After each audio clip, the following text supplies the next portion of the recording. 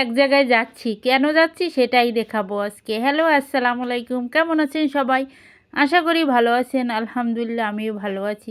আজকে আমি এক জায়গায় যাচ্ছি, সে জায়গায় হচ্ছে আমাদের মালটা বাগান। এই দেখেন কত মালটা বাগান, অনেকগুলো গাছ লাগিয়েছে আর ওখানে অনেক মালটা হয়েছে। এটা একটা ছোট গাছ। তারপর হচ্ছে ড্রাগন গাছও আছে।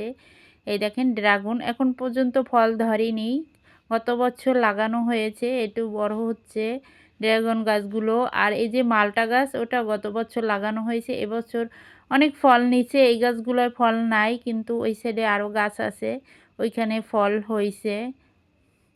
অনেক গাছগুলো অনেক ভালোই হয়েছে মাশাল্লাহ। এতেও অনেক সুন্দর গাছ হয়েছে।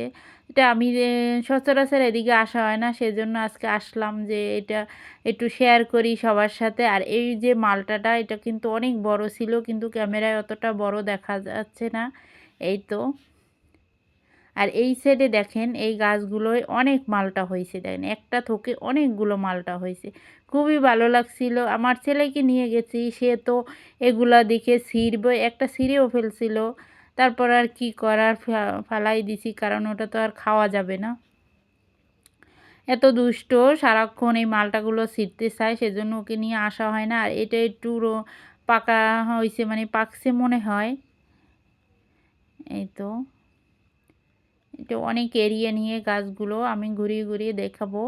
আর এই দেখেন সব ধান কাটা হয়েছে, কিছু ধান বাড়িতে নিয়ে গেছে, আর কিছু ধান কিন্তু এখনও আছে, কাটা হয়নি। এই দেখেন এইগুলো জমিগুলো সবই আমাদের এখানে, মানে। আর এই তো আমার ছেলেকে নিয়ে যাচ্ছি, আমাদের কিছু লাউ গাছ আছে, সেগুলো আপনাদের দেখাবো। লাল শাক, মূলা শাক, এগুলো। আর এগুলো হচ্ছে ছোট, অল্প ফালানো হয়েছে, কিছুদিন হয়েছে। আর ওই সাইডে আছে অনেক বড়। আর এই যে একটা লাউ গাছ, আর ওইখানে আরও লাউ গাছ আছে, কিন্তু এটা হচ্ছে সামনের, এইগুলো বেশি লাউ ধরে নাই, কিন্তু ওই সাইডে গাছ আছে, ওগুলো আরও লাউ হয়েছে অনেক। এই তো। আর এই যে শাকগুলো, এগুলো মূলা শাক আর লাল শাক, আর ধনিয়া পাতাও আছে এটার ভিতরে। আর এই যে এই মূলা শাকগুলো খুবই তরতাজা ছিল, খুব সুন্দর ছিল। আমি বলছিলাম যে এগুলো কি মূলা হয়, বলছে হ্যাঁ মূলা হয় এগুলোয়।